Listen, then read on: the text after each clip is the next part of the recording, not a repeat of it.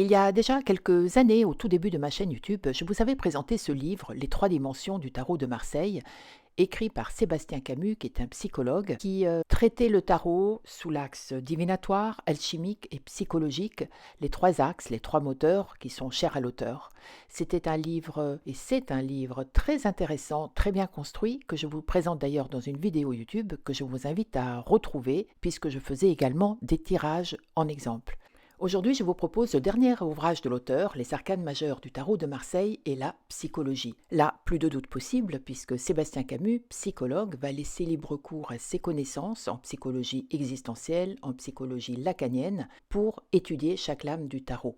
À noter qu'il a créé un jeu de tarot avec son épouse. Dans ce livre que nous allons voir en détail tout à l'heure, il vous propose d'étudier, de réfléchir sur la psychologie existentielle, sur le lien entre les arcanes majeures et la psychologie, cela pour les 22 arcanes majeures. Il nous fait part de ses réflexions entre les arcanes majeures et la personnalité, les arcanes majeures et la psychopathologie. On va survoler également pas mal de choses, également le triangle de Karpman qui est très intéressant, ainsi que la proposition de plusieurs exercices pratiques. Pour la petite histoire, les cartes, les lames de tarot, avec leurs symboles, leurs couleurs, leurs dessins, sont un outil projectif qui va aider à ouvrir l'inconscient.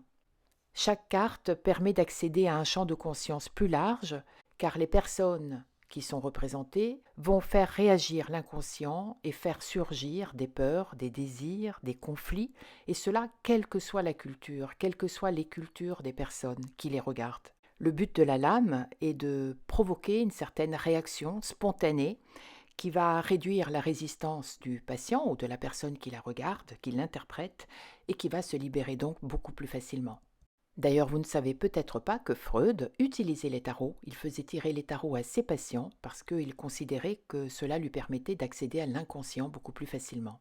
Freud était également féru de Kabbale et numérologie, entre autres.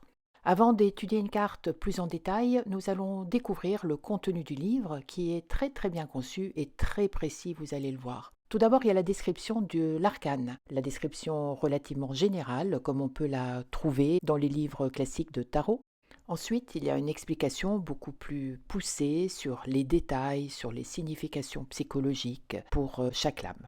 Ensuite, l'auteur explique comment Raymond Cattell s'est basé pour pouvoir établir ces 16 traits de personnalité, chaque trait pouvant être ensuite associé à une lame bien spécifique, qui sont résumés ici dans un tableau. Vous voyez avec les notes basses de l'échelle, l'arcane possible et les caractéristiques principales de l'arcane. Ensuite, on a le modèle de Eysenck qui oppose l'extraversion, introversion, stabilité et instabilité. On voit le tableau ici en bas. Vous avez également le modèle de Hollande.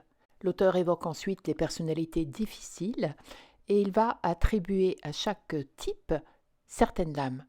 La personnalité paranoïaque, par exemple, la névrose d'angoisse ou la névrose obsessionnelle. Et chaque lame va représenter un certain niveau, un certain palier par rapport à cela.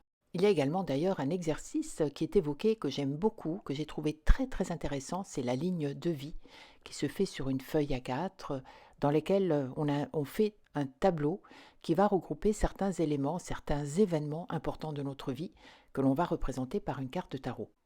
L'auteur va ensuite faire un rapprochement très intéressant entre le triangle de Karpman et les arcanes majeures pour mettre en lumière ce scénario relationnel qui se joue souvent entre trois personnes, la victime, le sauveur et le persécuteur. Persécuteur d'ailleurs qui n'est pas forcément une personne, puisque ça peut être un être imaginaire, une addiction ou autre. L'auteur propose d'ailleurs l'analyse d'un tirage avec ce triangle de Karpman qu'il analyse et qui est très très intéressant. Ensuite, l'auteur relie chaque arcane à la psychopathologie. Il va donner une définition psychologique pour chaque lame, ce dans quoi il excelle, et il va enfin nous donner la façon de poser les bonnes questions. Je vous propose de regarder de plus près la carte du pendu, une carte qui peut freiner, une carte qui peut faire peur parfois, qui pose question de toute façon. On va voir comment l'auteur interprète cette carte et toutes les pistes, les axes de réflexion qu'il nous suggère. Je dois souligner l'importance de la psychologie existentielle qui va nous aider non seulement à définir certaines valeurs, à prendre du recul, à nous aider dans la prise de décision et surtout peut-être à voir le bon côté des choses qui nous arrivent pour transformer les échecs en force finalement. Le pendu est évidemment la carte rêvée puisque lorsqu'on parle de changer de point de vue, de méditation, d'introspection, de prise de conscience, c'est évidemment le pendu qui est la carte qui le symbolise le plus. C'est un personnage qui finalement n'a pas l'air très mal à l'aise, qui a l'air heureux, qui a l'air dans une posture peut-être inconfortable mais choisie. Il accepte cette introspection, il accepte de se voir peut-être comme il est vraiment aussi, puisqu'il y a une sorte de notion de miroir, de voir les choses à l'envers. Ensuite, l'auteur nous livre quelques réflexions sur plusieurs pages, réflexions que je vais essayer de résumer en quelques mots. Il y a tout d'abord l'importance de ce bien-être qui est apporté par la méditation, que ce soit un bien-être physique ou spirituel ou mental. Il y a également peut-être la difficulté de certaines personnes de pouvoir s'extraire du quotidien, de ce stress, de ce sorte de mouvement perpétuel qui nous remplit de façon aléatoire et superficielle. Et finalement, le fait de se retrouver comme un pendu, de faire une retraite, peut être quelque chose qui panique, qui inquiète, qui fait peur, le vide pouvant faire peur à certains. La corde du pendu peut indiquer une peur du lâcher-prise ou la peur de lâcher quelque chose. À quoi se raccroche-t-on? Le pendu est bien droit, c'est un lien entre le ciel et la terre. Pense à ses pensées. Il n'a pas peur de se remettre en question et c'est ce qui va provoquer, favoriser son évolution. Une dernière idée très intéressante est celle que le pendu, de cette façon, nous permet de relativiser, de comprendre peut-être certaines situations, de ne pas refouler les événements négatifs pour accepter, pour relativiser, pour mieux comprendre et rester finalement dans cette posture droite. Dans ce tableau, où il y a un rapprochement entre les 16 personnalités de Raymond Quattel et les lames du tarot, nous voyons que le pendu est défini comme détendu, tranquille, nonchalant et calme, avec une notion de lâcher-prise, de laisser passer l'énergie, de libérer son esprit.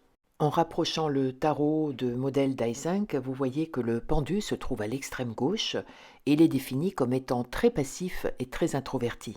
Sébastien Camus définit ensuite les arcanes sur le plan psychologique et nous retrouvons ici le pendu comme étant détendu, nonchalant, calme, confiant, qui prend conscience du vide existentiel et y fait face. Il y a la notion d'introspection, de pensée positive. Et la lame du point de vue plus négatif, c'est le côté soumission et passivité, minimiser le positif pour mettre en avant le négatif, dans cette notion de pessimisme, d'imaginer des liens inexistants avec quelqu'un, ressentir un grand vide. Voici donc un bref aperçu de toute la richesse, de toutes les connaissances qui sont regroupées dans cet ouvrage, qui pourront probablement vous aider à mieux vous connaître et à mieux connaître peut-être vos patients si vous êtes thérapeute. J'avais tout à l'heure évoqué le jeu de tarot qui a été créé par l'auteur et son épouse, le tarot Adam Camus.